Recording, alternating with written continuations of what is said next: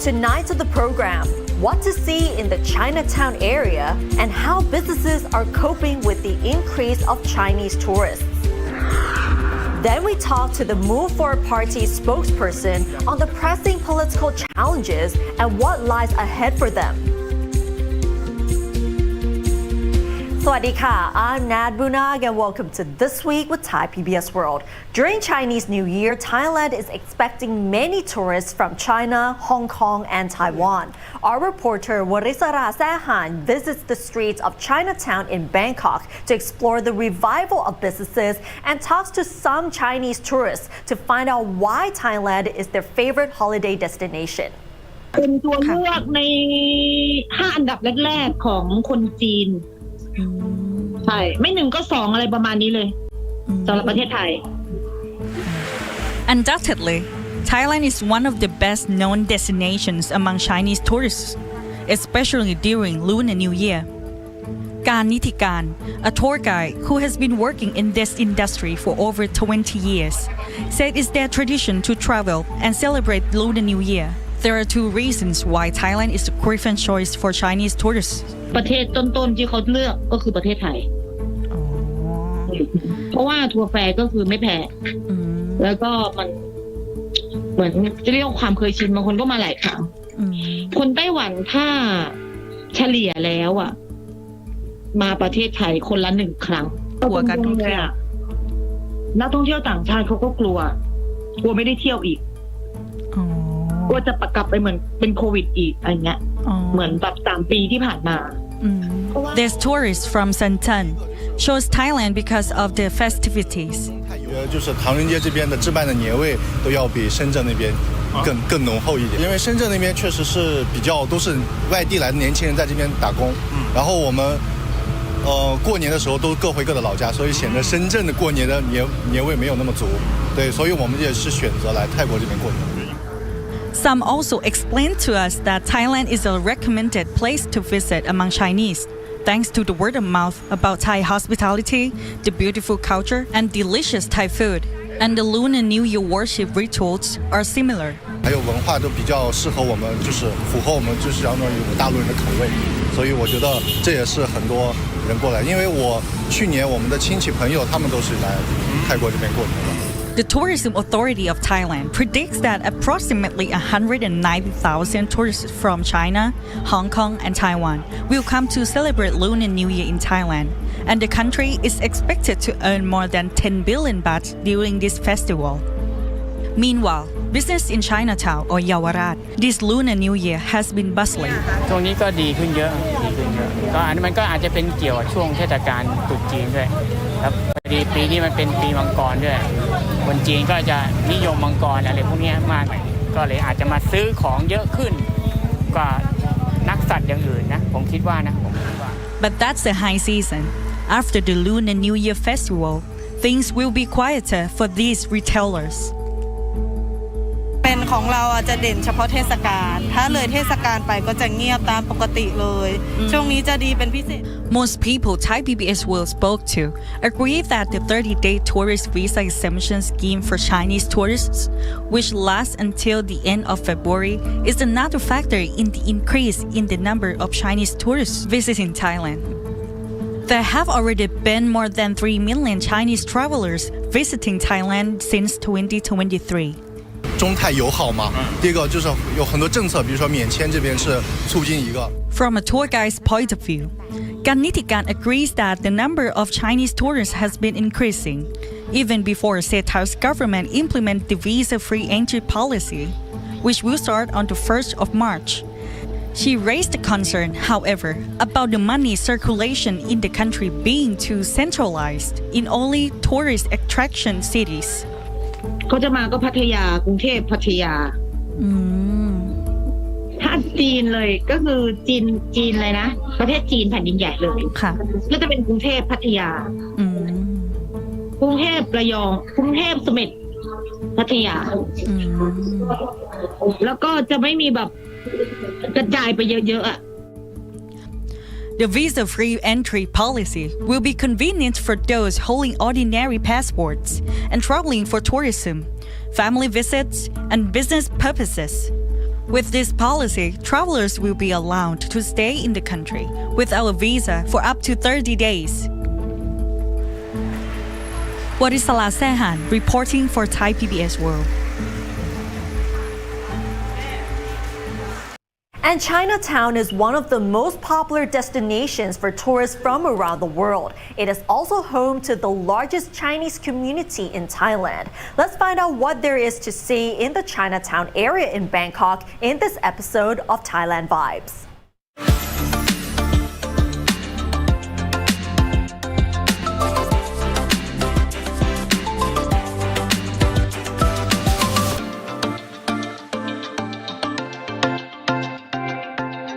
When we think of celebrating Chinese New Year in Thailand, we would often think of Bangkok's Chinatown area, known among Thais as Yaowarat. And there's a lot to see in Chinatown area, from Chinese temple, ghost shop, and even street food. And speaking of Chinese temples, one of the most popular temples is Wat Mangkon Kamalawat, where many Thais would come here to seek good fortune throughout the year. As you can see behind, many tourists and of course local, they come here to seek for good fortune for the new year. And how about us? Should we go together? Definitely, so let's go. Let's go, Ned.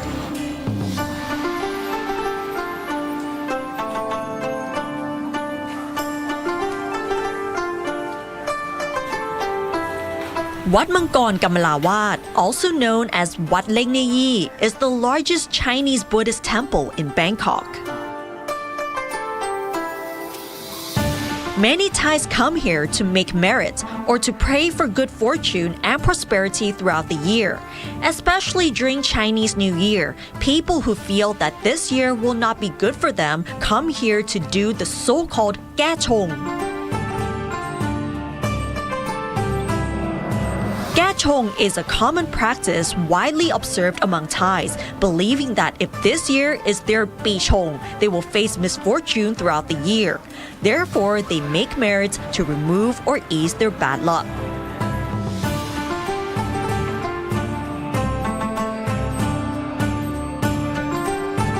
The simplest way to know whether this year is your Bichong is to know your Chinese zodiac sign based on the lunar calendar.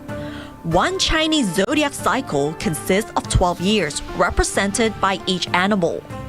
This year, for example, is the year of the dragon. That means those born in the year of the dog would be Bichong, as it is considered the opposing year. The most common way for Thais to Gachong is to visit Chinese temples or shrines to pay respects to the Buddhas and gods, to ask for blessings, and to protect them from bad luck. Some also offer fruit, joss papers, lamp oil, and red candles.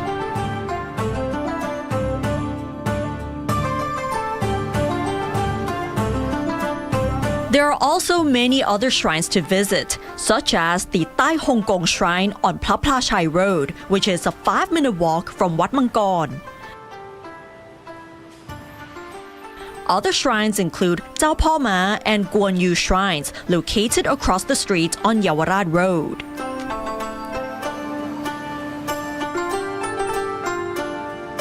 After we've been visiting Chinese temples in Chinatown, now it's time to try out some street food, and we have to say that the street food here is amazing. And especially we've been walking in Chinatown for 3 to 4 hours, so it's good to have dessert to boost up our energy. Yep, and this is called Lot Chong Singapore, but one thing we have to note is that Lot Chong did not come from Singapore, but it did come from Bangkok, Chinatown. Yeah, it's very, very popular. So how to eat it? So we have to take we just have to like mix everything with the ice. Yes, so just mix so it. just like this. And then really just good. enjoy it. Yeah. Cheers. Cheers. Yay.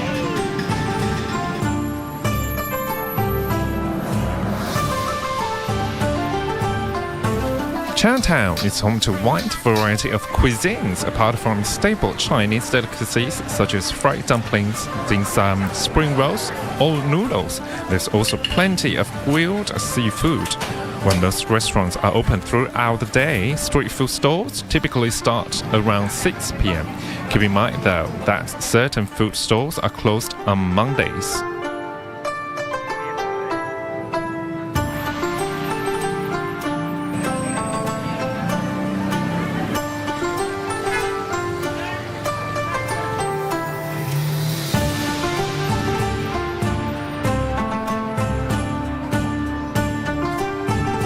If you are planning to travel to Chinatown, the easiest way is to take public transport. You can take the MRT Blue Line and get off at Wollongong Station, or you could hop into a taxi or take tuk-tuk to Chinatown.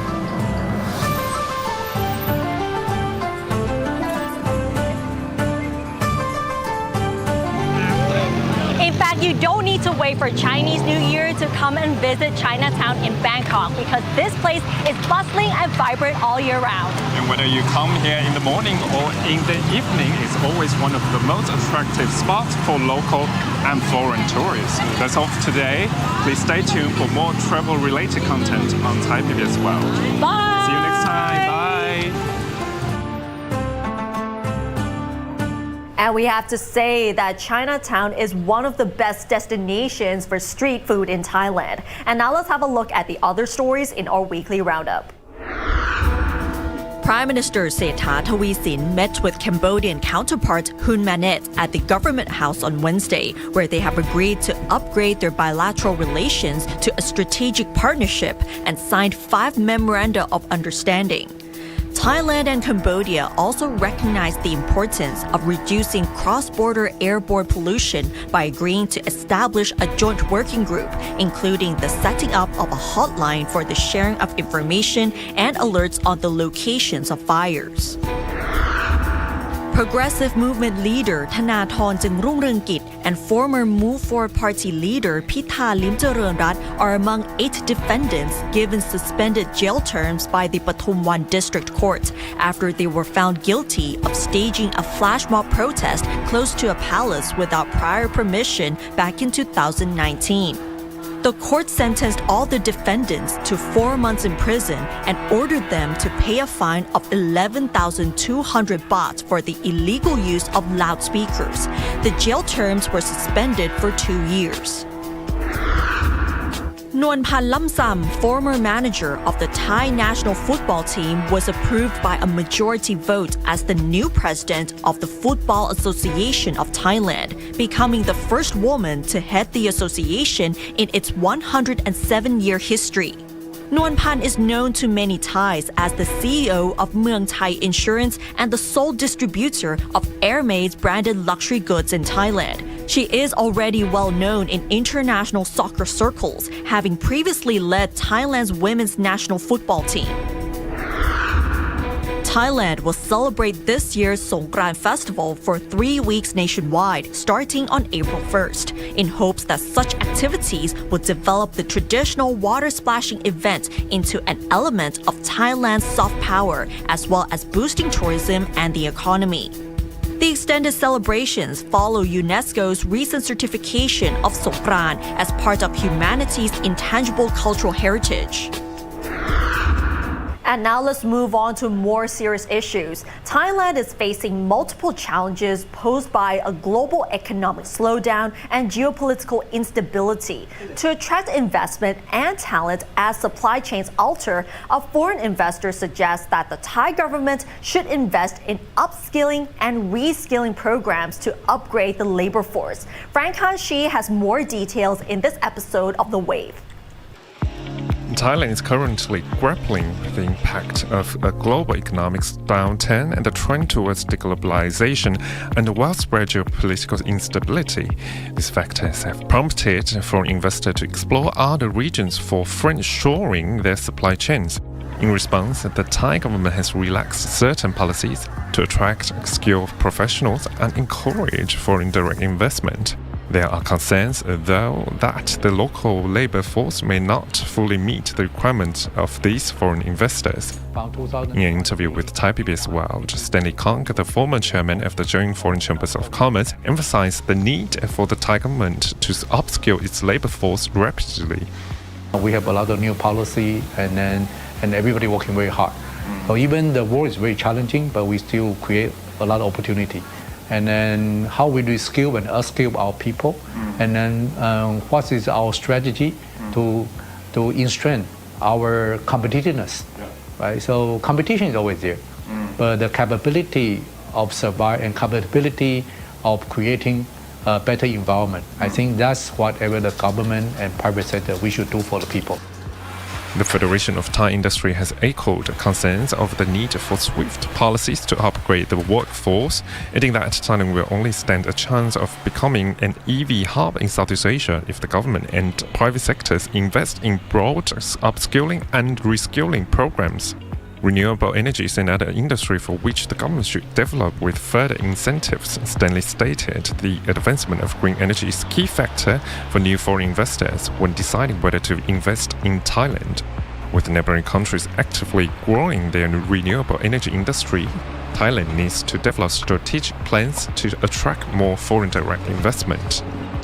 But if Thai government give more open policy to make sure that the PPP can support, public-private partner can be support on the investment and then the energy management of all these renewable energy, I think that we can go faster. So how we use our good point to attract more better talent into the country.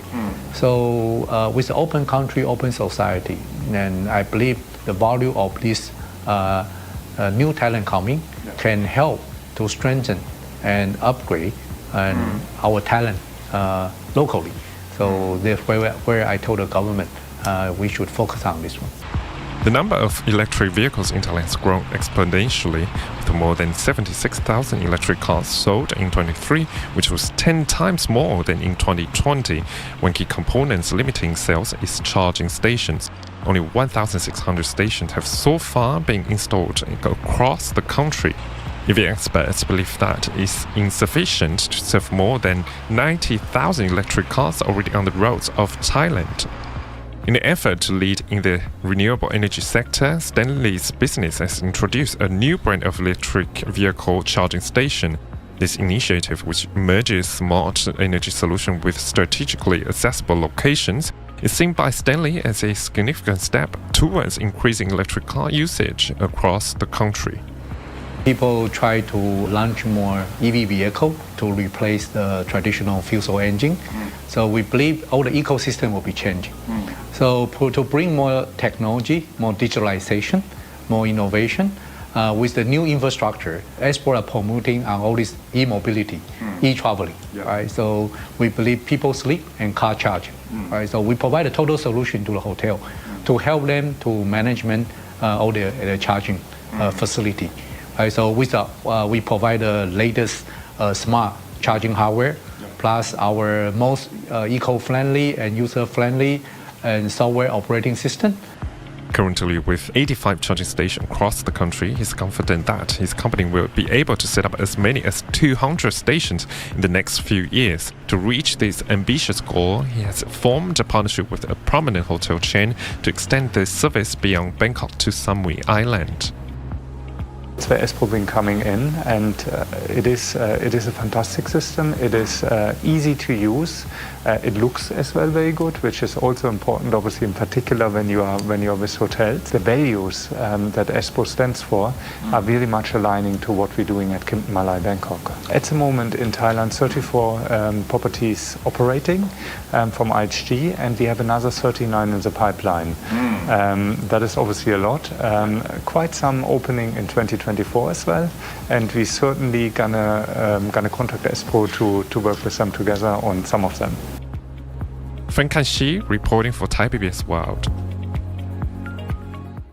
And Talking Politics is back. In this episode, we talk to Parit Wacharasindhu, the spokesperson for the Move Forward Party. He shares his thoughts on what is undeniably their biggest political challenge and what lies ahead for Thailand's main opposition party.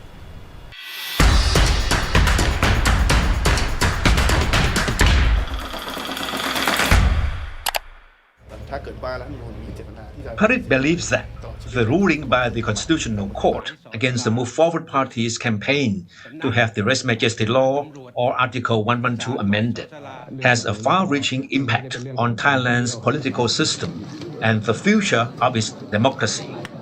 But I think upon hearing the ruling, and especially the details that were given in the courtroom, I think what immediately struck us was that this ruling is not only going to have implications on the short-term fate of Move Forward Party and its MPs, but it might have a more kind of sustained or long-term effect or set of implications on the status and health as well as direction of Thailand's democracy and Thailand's political system. So I think the immediate reaction that we had, and as seen in the statement by Kun Chaitawat and Kun Pitha on the day, is that we had concerns that go beyond just the implications on Move Forward Party, but more on the Thailand's political system as a whole. The young Move Forward spokesman staunchly defends its proposal to have Article 112 amended as a legitimate endeavor that in no way should be seen as an attempt to overthrow the constitutional monarchy. Even though the court has ruled that our actions in the past constituted attempts to overthrow the current political regime, which is a democracy with a constitutional monarchy, I think we have to reaffirm and reiterate that was not our intention. We did not intend in any way to overthrow the existing political system.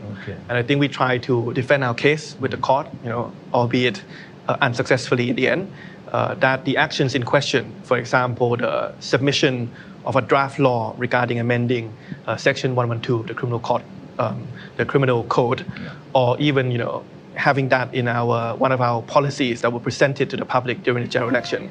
I think we try to reiterate that those actions do not constitute, whether evaluating its process or evaluating its content, does not constitute or do not constitute an attempt to overthrow the monarchy. In terms of the process, I think what we are trying to reiterate is that the action or the process of submitting a draft law should never, would never ever result in the overthrowing of the monarchy of the political system. Despite the setback, Parit insists that the Move Forward Party will continue to push ahead with its platform to address what is seen as the country's problems. So I think what we saw as being a problem in the past, we still see as a problem today. But of course, we will have to press ahead within the bounds of what the Constitutional Court has ruled. So I think there are two steps to that. The first step is to study in more detail the Constitutional Court ruling, as well as the opinions of individual individual judge, of the Constitutional Court, to understand in more detail what is allowed and what is not allowed, in the view of the Constitutional Court. Then once we are clear on what is still possible or what that potential solution space looks like, then I think we will have, as a second step, an internal discussion amongst, MPs in the party in terms of what we might contemplate pushing ahead. Supporters of the Move Forward parties have reacted angrily to the court ruling amid fears that the party is facing the possibility of being dissolved. Would that trigger another round of political chaos? Whether there will be movements outside Parliament in the future, I think is something that is not easy to predict. But I think what Move Forward Party has always tried to reiterate in the past is that we have to make sure that the parliamentary means of pushing forward change, of resolving conflict, of finding and building consensus has to be effective. If Parliament cannot be an effective arena for settling differences of opinion and finding consensus among parties and people of different ideologies, then of course people will have little choice but to go to extra parliamentary means to voice their opinions and to push for changes. So I think if we want to have a stable political system and a healthy democracy, we need to ensure that the parliamentary channel is effective in terms of resolving conflict and finding consensus.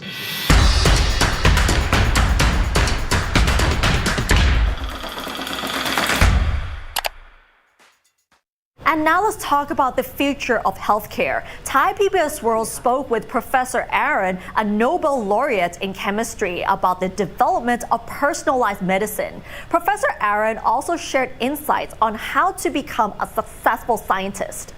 Diseases evolve, and when diseases evolve, people develop. And what we discovered in the lab was the system. Based on the discovery by Professor Aaron Chichenova and two other Nobel laureates for chemistry in 2004, personalized medicine is specific to the target. When the DNA of each patient is sequenced and medicine is tailored individually, making the treatment more precise and efficient with fewer side effects. Tailored approaches in medical treatment will help people live longer, perhaps much longer than they do now, enjoy a better quality of life, and some diseases could be healed completely. From 30 to 50, 4,000 years, from 4,000 years ago all the way to the 19th century. And then in one miraculous century, the 20th century, we managed to extend lifespan from 50 to 85. Professor Aaron believes that personalized treatment will have a huge impact and gradually replace traditional healthcare models in many ways. So for example, cancer, if somebody had a tumor, we took the tumor away, we irradiated it, we treated with chemotherapy, but tumor has a reason. And we didn't have access to the reason, what the mutation in the DNA, what really causing the tumor. So now we have technologies to identify why we have tumors. And it can be mutation in protein A, and in protein B, and in protein C, and in protein D. And then, which will enable us to treat each of them individually rather than to irradiate the patient or to give chemotherapy that have very deleterious side effects. So the impact is going to be big. As patient symptoms and diseases are examined very precisely, the cost is higher than that of traditional treatment procedures. At the same time, drug companies see this as an opportunity to create new products and market new segments. Professor Aaron pointed out, for example, that in the case of breast cancer, around 20 drugs may be developed to heal each type. In his view, there are, however, two ethical considerations associated with personalized medicine. One we discussed already, it's the price. Price is ethics, because medicine should be available to everybody. If you don't have money to buy a drug and I can have money to buy a drug, that's unethical. Somebody should help you. The second ethical issue is information, because we are going to sequence the DNA. So the DNA will be at the hospital computer, and somebody can go in and steal it. The idea that my most sensitive information is not in my hand. Until now, I know exactly what happened to me, but nobody knows. Your DNA tells your story, basically. All your story is embedded in your DNA. I can tell you, if I take a sample of DNA from you, I can tell you a lot about your future.